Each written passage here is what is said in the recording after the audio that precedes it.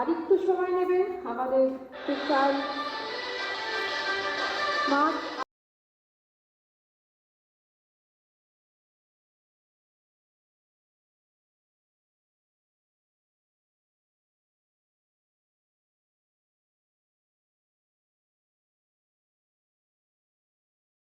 পুরো দাঁড়িয়েছি যেখানে মেয়েরা নাচছে আঁকছে দেখছে উঠছে।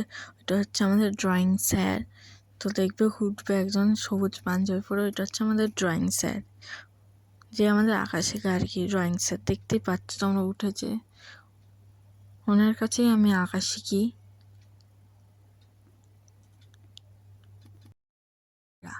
তো এখানে দেখতেই পেয়েছো তোমরা শ্রেয়াংশু দাদাকে, অর্থাৎ আমার বন্ধুকে। তো তারপর চলে এলো আমাদের মিষ্টি দিদি, আমার মধ্যে প্রিয় টিচার।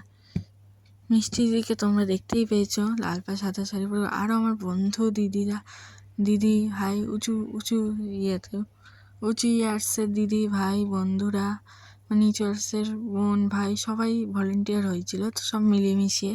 তো এখানে আমরা আবার স্টেজে চলে এসেছি, দেখতেই পেয়েছো স্টেজে সামনে।